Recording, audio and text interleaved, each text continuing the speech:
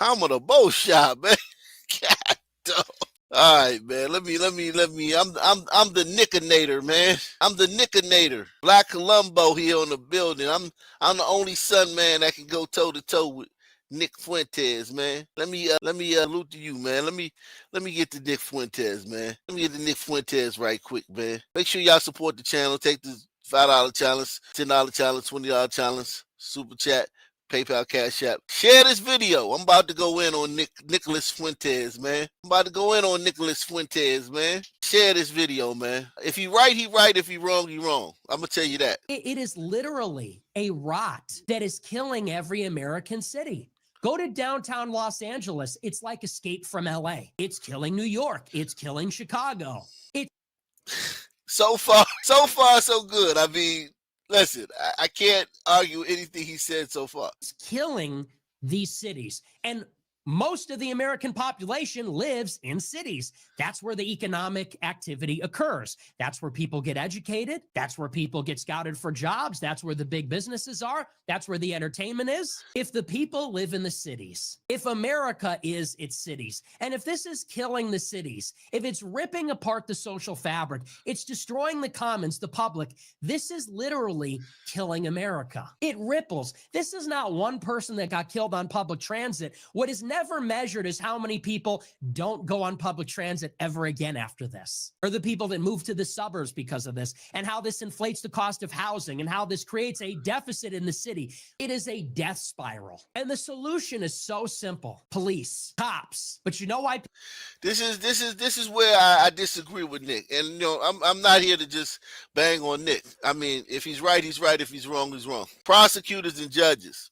Police doing a yeoman's job. We got a lot of police that are in our nation, man. The police are doing heroic yeoman's job 24/7, 365. They're arresting these. Thing about the police that just arrested the guy who tackled and robbed the senior citizen in the parking lot of that casino. The story we just did. Think about if you're a cop, right? You arrest him. Before your shift is over, this goddamn moon cricket is back on the streets. It's the prosecutors, it's the legislators, and it's the judges. It's not the cops. Sorry, Nick, it's not the cops. Even though we should take more cops, yeah, more cops, definitely. You gotta throw these people away.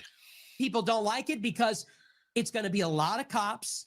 They're going to be in black neighborhoods, arresting a lot of black people, and a lot of black people are going to get chased, and some of them are going to die, and many of them are going to jail for a very long time. And we're uncomfortable with that. We're uncomfortable because it's not equal. We're uncomfortable because we don't like seeing too many black people in prison.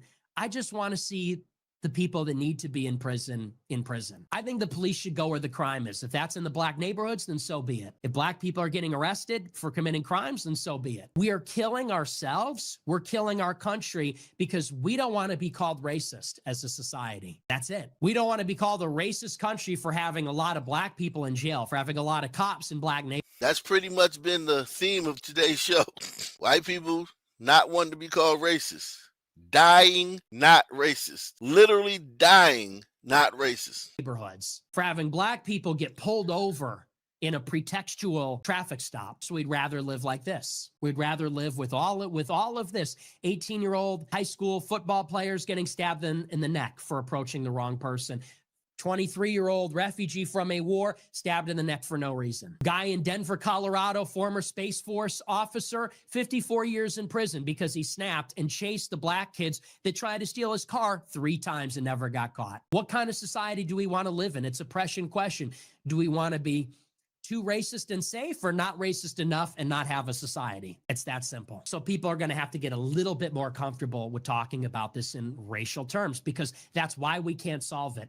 And you want to know how we know that? Because if it was a white person stabbing a black girl, they would be lynching this guy. That's how you know. Because if it was a white person, a white football Chad stabbing an 18-year-old black kid in a hoodie with his Arizona iced tea and Skittles, they would lynch him. If it was a white person pushing a black person in front of a subway train in New York, they would lynch him. That's how you know it's racial. Because if it was white people doing it as characterized and portrayed on television and in movies, we wouldn't have a problem because there would be narratives, there would be policies. It would be called the new KKK, and they would spy on every white person and decimate the criminals. But because they're black and it's not politically correct and it's sensitive, we can't chase them, can't charge them, can't lock them away. We can't even talk about it. They won't even cover it. And it's gone on for too long. Too many bodies and too much insanity. Look at what's become of these.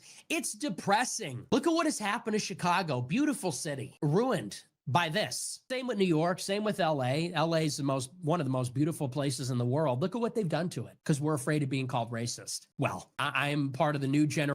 Now, somebody said that there's not that many blacks in LA, but you can't erase the historical stain of the Bloods and Crips just because right this second there aren't that many blacks in LA. You can't just say, well, the Bloods and Crips, the last 60 years, everything they did and the just cesspool they turned LA into, we can erase their contribution from the record because right this second, there's only 9% black. LA's only 9% black. But here's the thing. I bet you if you go and look at the homicide suspects, they're not 9% black. I bet you even if you look at the homicide victims, they're not 9% black in LA, even though LA's only 9% black population. So all of this stuff about LA's not a black city anymore, they destroyed that city. And also the people that are driving the crime and the misery in LA now, they're not white. They're not white either. They're hombritos. So either way, you're going to be called racist if you speak out about it. Press 1. And I can assure you, I don't give a fuck about being called racist. I want my country back. If that makes me racist, so be it. No love lost. And increasingly, that's how people feel about this. That's how I feel about it too. So that's the issue.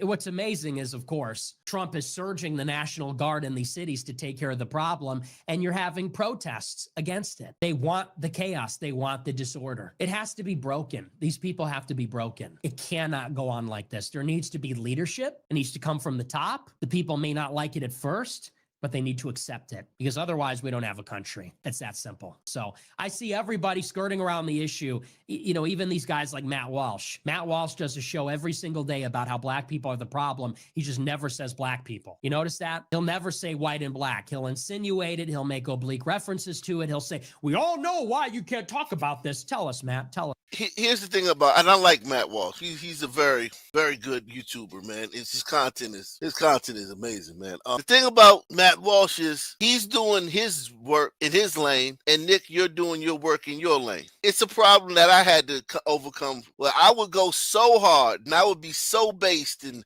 2018 and 2017 and 2019 and 2020. And I would see other guys being like, soft shoeing, but they were speaking to the type of people that could digest that.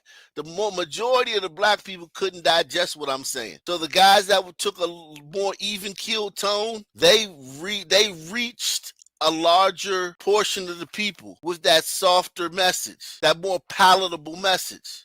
And I had to come to grips with that. Like, okay, well, yeah, that guy's getting the message out there to more people. So Nick, you got to really understand that, like, he's doing his stuff in his lane, and you're doing your stuff in your lane. This is the underground right here. This channel right here is like the underground for the people that just like based. And there's other channels for people that like still want to feel like they're good people and still want to, or they might just not like this type of language, and they might not have been raised like that. They might just, their sensibilities may be different, and they need it in a more palatable form. But it's a similar message. And I understand where Nick's coming from. You like, damn, why don't you just say it? Well, look how successful he is, not just saying it. Look how successful Matt Walsh is, leaving that one part out and leaving it implied, having it implied. Everyone knows it. It's implied. And a lot of more white people will be like, yeah, I can deal with this because I can even share Matt Walsh because he never said it was black people. I can't share you, Nick.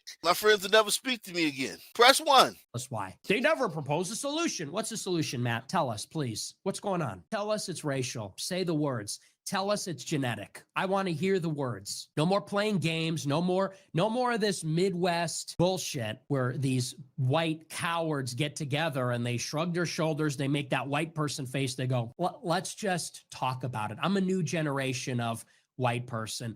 I'm not living around blacks. Sorry, I want white kids, and I don't want my white kids bringing home black people to marry. It's racial for me. And call me racist. Oh, very Christian of you. I don't give a fuck. That's the attitude we need to bring to this. And by the way, we're just the latest ones to that party. Here's the part that amazes me about it is when you consider all this insanity, realize that most black people don't even like white people. Most white people, or rather, most black people, the level of resentment, the way that they have an axe to grind against us, we as whites are tripping over ourselves not to offend, to be so sensitive, to cater. Did they ever care about offending us? When is a Yeah, I mean, that's a great point. That's a great point. And that's something that, by being based, you understand. And like black people, it's resentment. It's not even really that black people don't like you. When I was in school, I learned 3 times 3 was 9. I was very good at multiplication as a young man. I was very good at the presidents. Like I could name every president, every state, and every state capital. Can you believe that? In like the 2nd grade. I was like a prodigy, man. Social studies was my favorite subject. I could spell like the Dickens because my mom. So I could spell very good. I was a very good, at certain things. Some things I wasn't good at because I didn't apply myself. But I say all that to say that like the same place where I learned those hard and fast, true things that like I before E except after C, okay? TH makes the th sound. PH makes the F sound. F and PH are the same place I learned these rules that everywhere I go in society, I can use and they're true time and time again. It's the same place I learned that white people went to Africa, kidnapped my ancestors, brought them over here on a boat and whipped them every day and made them work for them. And I wasn't taught that it was only 1% of white people or 2% of white people. We were taught, it was implied that it was all white people in the 80s. There was only 8% of whites owned slaves. No, the implication was that every white person had a slave. And then after slavery, we were lynched and we were killed and we were stopped from going places. The same place I learned where 1 + 1 is 2, which is true every time you do it. The same place I learned that CAT spells cat, which every single time you put those 3 letters together, it spells cat. It's the same place I learned that white people are evil, racist dogs, and they hate black people. So of course, it's true to me. It's embedded in my brain, and there's going to be resentment, and And then when I realized that white people are like nice and meek, and they're not crash outs, like white people are not crash outs like that. When a white person crashes out, it makes the news. Black people crash out 100 times and it never makes the news. And you realize white people aren't crash outs. White people are nice. White people aren't really all that aggressive. Oh, I can get my lick back. Because if white people were like what we learned of them in school, we wouldn't get our lick back. We'd be scared to get our lick back. But now we're like, we can get our lick back. And it's a lot of black people getting their lick back for slavery. And that's aside from the whole DNA part, because there's still DNA that makes us act a certain way, and it's still a low IQ that makes us behave in an antisocial way. But aside from DNA and IQ, there's also a lot of black people resentful about what they've been told about the white-black experience, and they're getting their lick back here, there. The cashier at McDonald's is getting her lick back. The girl at her office is getting her lick back. Everyone's getting their lick back. Press 1. Black person. When have you ever seen in media, in Hollywood, in the mainstream culture, when have you ever seen a black person get canceled for offending white people? When have you ever seen a black person go out of their way not to offend a white person to their own detriment, maybe? If that has ever happened in history, surely it has never been recorded, because I've never heard of such a thing. If anything, they're antagonistic. They relish, they revel in offending us. They look for opportunities to offend us. That's true. I mean, I can't argue with him, man. I can't argue with him. Make sure you hit the PayPal, Cash App, Super Chat, support the channel. You're not going to get this perspective nowhere. Most of your YouTubers, they don't understand it at this level, okay? So don't shortchange this channel, man. Hit the like button, share these videos on your social media, support the channel. This is why all my videos are monetized, because I'm going to tell you the truth. The same place you learn 1+1 = 2, you learn that white people are evil.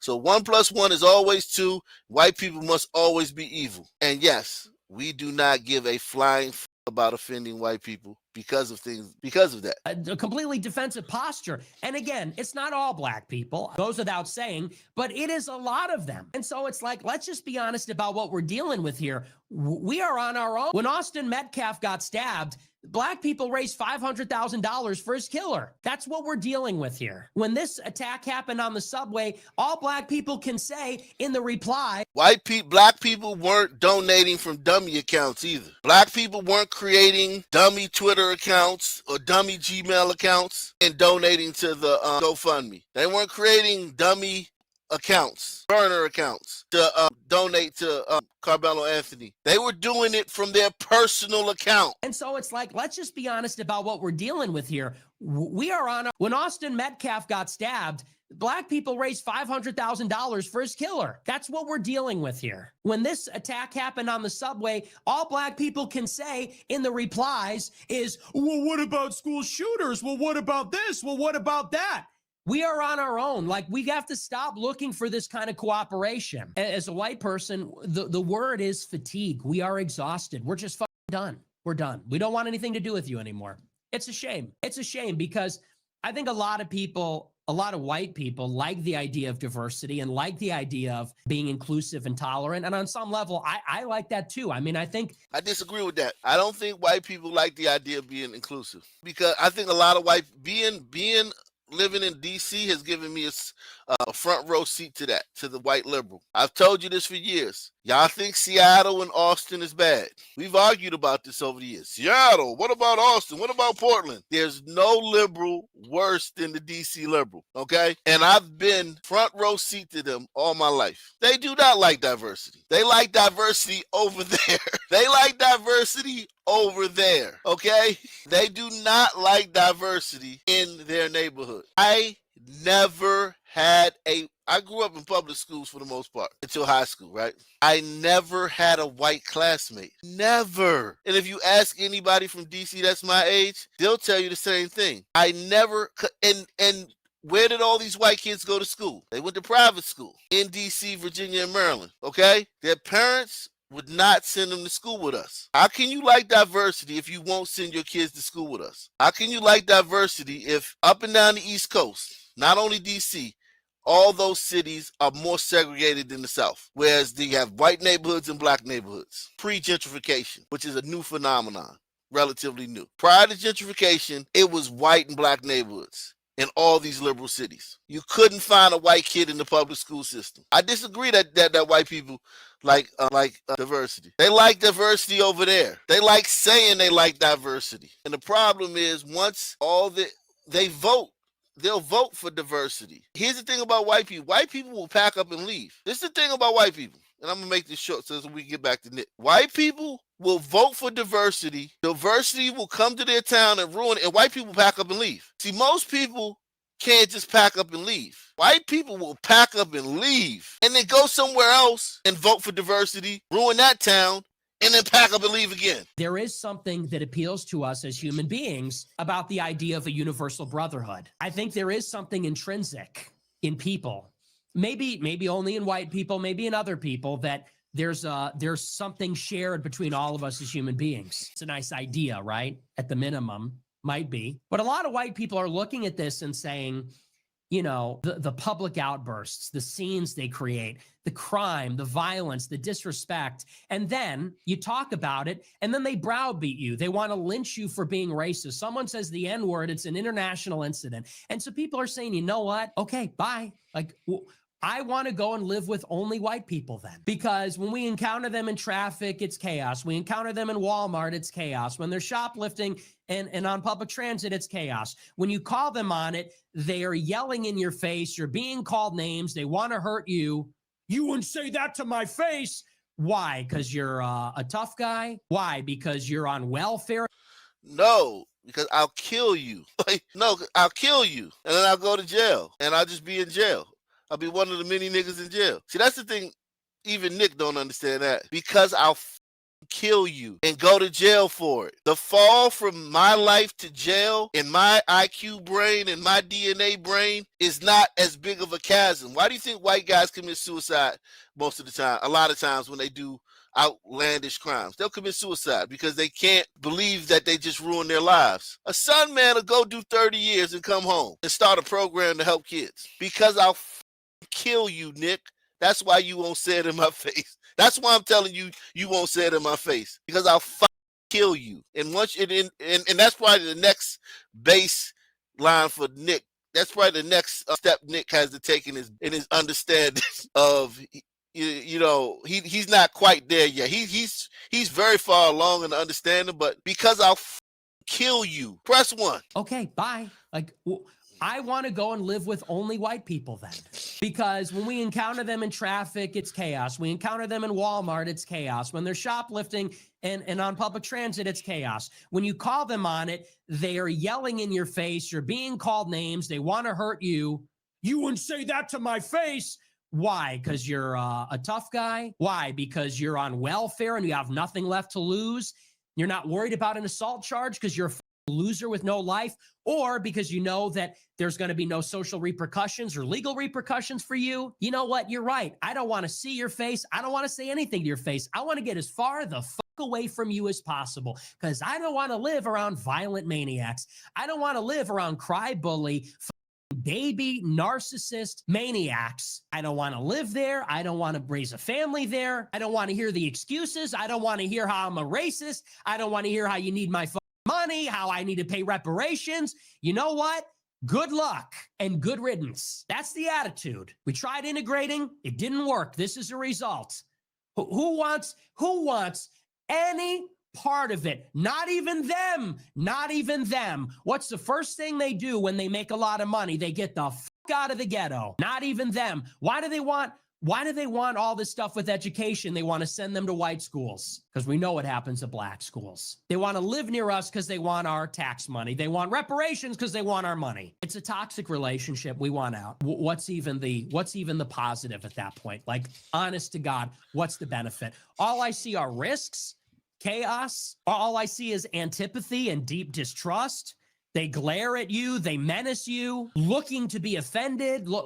Always uncharitable. People are saying, yeah, we're good. People move to like a white place like Coeur d'Alene, Idaho, and I don't think one person moves there and says, you know what we need here? I just had a brilliant idea. This party's missing one thing. Black family. Like, no one's saying that. We don't hate them. We don't hate all of them. We don't think all of them are bad. But no one's saying like, yeah, let's roll the dice and bring them over here. No, people are saying, yeah, we've worked up the courage to take our own side and do our own thing. Sorry. All right, let me get some of these super chats, man. Salute to you guys, man. Shout out to Big Pete, man. Big Pete says, you an investigative journalist and she, you ain't going to hear the whole truth on these stories except through Occupation News. Shout out to Big Pete, man. Salute.